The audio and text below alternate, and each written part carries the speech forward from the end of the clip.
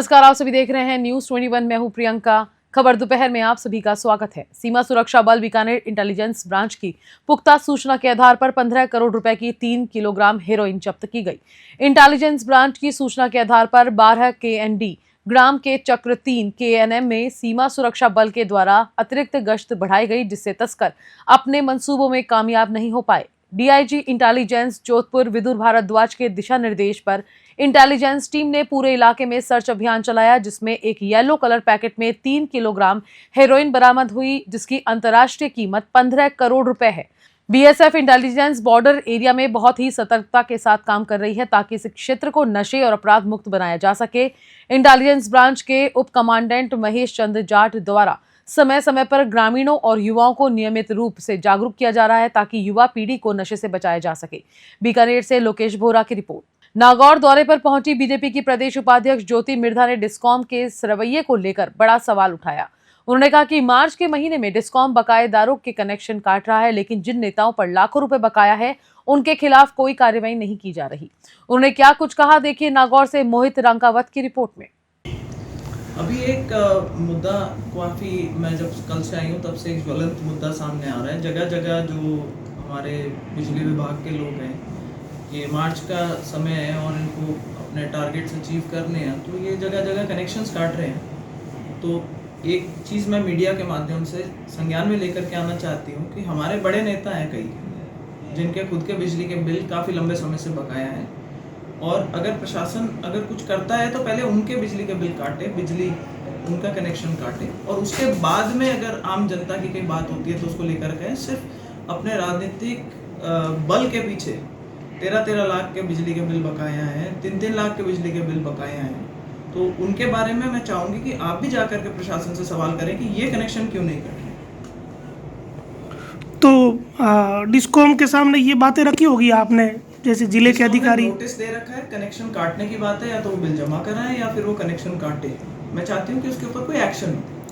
इस प्रकार सरकारी कार्यालयों में भी कई बार नोटिस दिए गए, लेकिन उन पर कार्रवाई नहीं होती है, तारीख पे तारीख देते जा रहे हैं, लेकिन किसानों के कनेक्शन है वो काट दिए जाते हैं। हाँ, मैं इसीलिए कह रही हूँ कि जो गरीब और मजबूर दिखाई देता है उसके ऊपर पहली गाज गिरती है।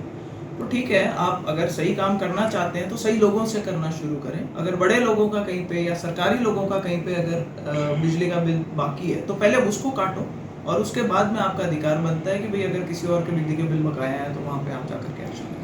तो आपके संज्ञान में भी कुछ ऐसी चीज़ें आई हैं कि डिस्कॉम कहाँ नागौर में बड़े जो रसूखदार लोग हैं उनके यहाँ लापरवाही बरत रहे हैं और उनके कनेक्शन नहीं काटे जा रहे हैं? आपके संज्ञान में ऐसे कुछ प्रकरण आए? बिल्कुल, जब पीछे बाई इलेक्शन का समय था उस टाइम पर भी मैंने ये चीज़ उजागर करी थी, और उस टाइम पर एक बार चर्चा भी चली थी। हनुमान बेनीवाल जी जिस घर में रहते हैं, वो कनेक्शन तो शायद किसी और के नाम है, उनके भाई के नाम पे है, लेकिन वहाँ लगभग 13 लाख रुपए का बिजली का बिल बकाया है। नारायण बेनीवाल जी जिस घर में रहते हैं उस घर का बिजली का बिल लगभग 3 लाख रुपए का बकाया है। तो सरकार इस चीज़ का संज्ञान ले, और मैं चाहूँगी, मैं ऊपर भी इस बात को रखूँगी और मंत्री जी से भी बात करूँगी कि पहले अगर उदाहरण सेट करना है तो आप सही जगह से उदाहरण सेट करने का प्रयास करें, और जो सरकारी कई महकमे हैं जिनके बिजली के बिल साल से बकाया पड़े हुए, पहले वो अपने बिल जमा कराएं, उसके बाद में किसानों की बारी आएगी। अभी विशेषकर ये देखने को मिला कि मुंडवा क्यूसर इन जगहों पर थोड़ी ज़्यादा गाज गिरी है, जैसे ये गांव हो गए इस बेल्ट के सड़क बोलते हैं अपन जिनको।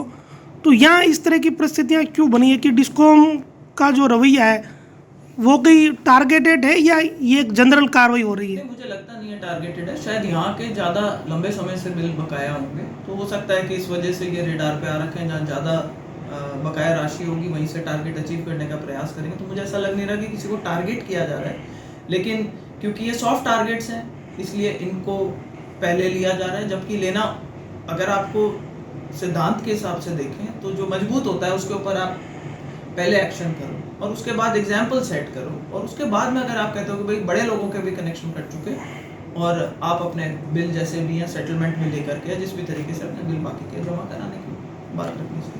ये जो अपने इस क्षेत्र के किसान हैं इनके कनेक्शन कटे नहीं या इन्हें रियायत मिल जाए बिलों में सेटलमेंट, उसके लिए सरकार एक लिस्ट मेरे पास में आई है। मैं कल जयपुर जाऊंगी, जब मुख्यमंत्री जी से और प्रदेश अध्यक्ष जी से और मंत्री जी मिलेंगे तो उनसे चर्चा करके कि किसी तरह इनको कुछ एक लिस्ट है कुछ गाँवों की जहाँ काफ़ी लंबे समय से बकाया चल रहे हैं और शायद वो जब तक उसका निस्तारण नहीं होगा किसी तरह सेटलमेंट में लेकर के उसका कोई रास्ता नहीं निकालेंगे तो ये मामला उलझता ही रहेगा।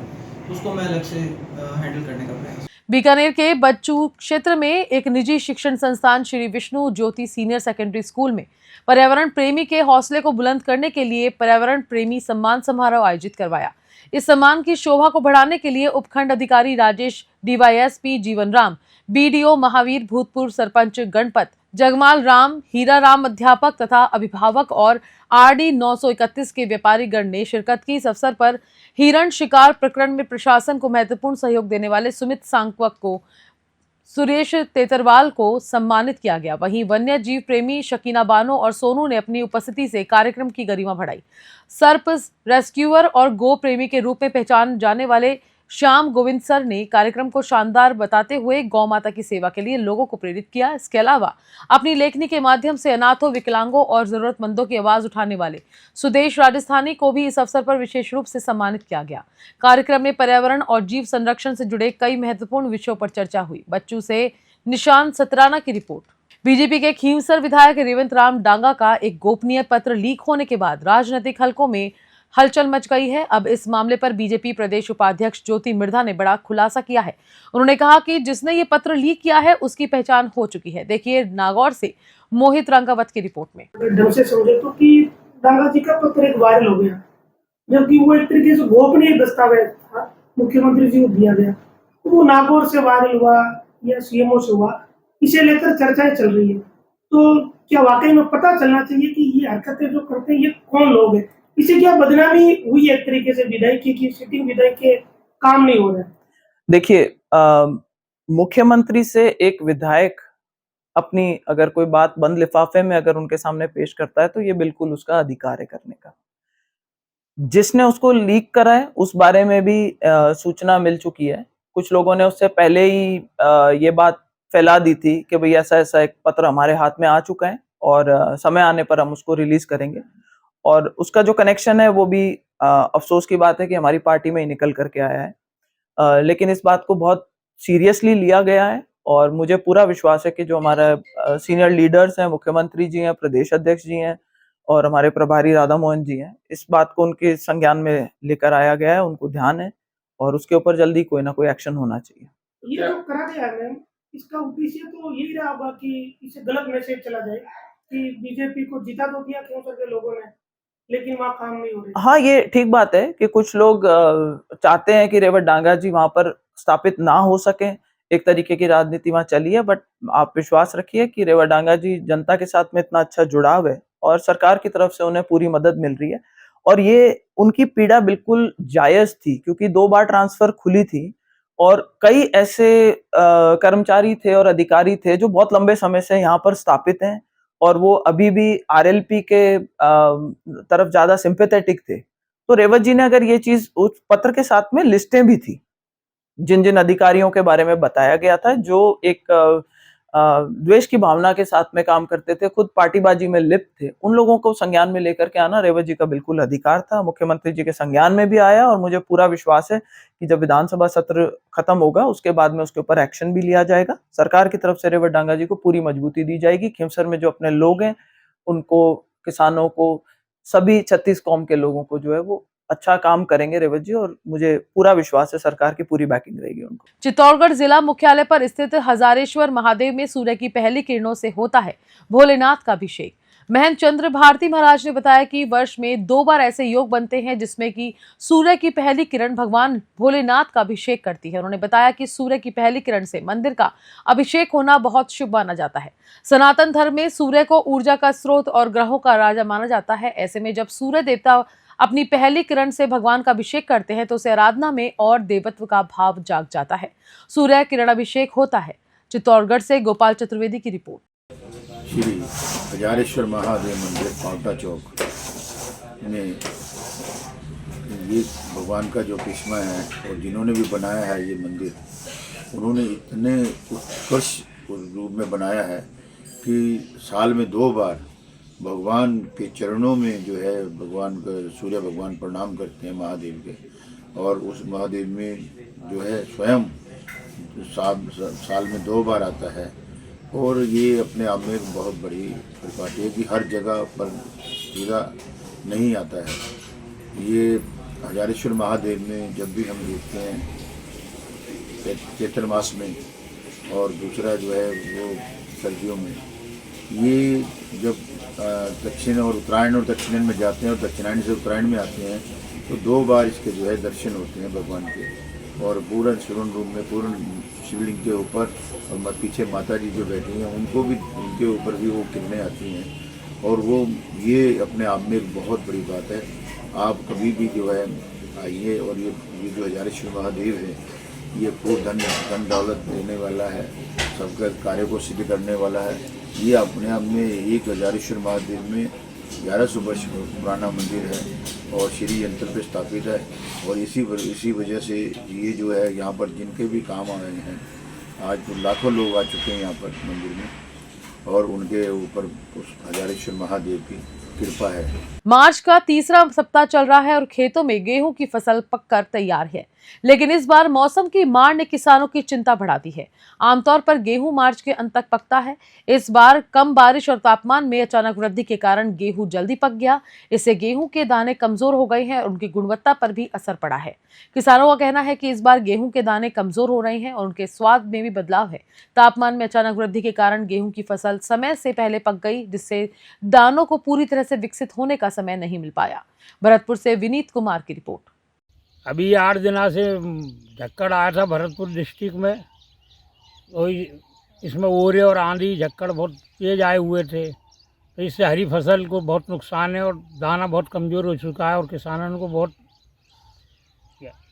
यानी फसल कमज़ोर से बहुत परेशानी आ रही है। लगभग अब यहाँ तो यूँ समझ लें कि कम से कम 2000 बीघा तो कम से कम लगा ही लो। बीदासर पुलिस की ओर से लगातार चोरियों के बड़े खुलासे करने और अपराधों पर लगाम कसने के बाद भी पुलिस की छवि खराब करने के मामले में सर्व समाज के लोगों ने नारेबाजी कर एसपी के नाम डीएसपी प्रहलाद राय और कलेक्टर के नाम एसडीएम अमिल लाल यादव को ज्ञापन दिया। ज्ञापन में बताया गया कुछ दिन पहले कुछ लोगों ने बीदासर पुलिस की कार्यशैली पर सवाल खड़े करते हुए अभद्र व्यवहार करने सहित कई आरोप लगाए, जबकि हकीकत बिल्कुल विपरीत है कि कस्बे में पुलिस प्रशासन की ओर से कानून व्यवस्था पहले से और ज्यादा मजबूत है। पुलिस ने लगातार चोरियों के खुलासे सहित अपराधों पर अंकुश लगाने का काम किया है। कुछ लोग व्यक्तिगत हितों को साधने के उद्देश्य से पुलिस प्रशासन की छवि खराब कर रहे हैं। इन हालातों में पुलिस का काम करने से विश्वास उठ रहा है और मनोबल भी टूट गया है।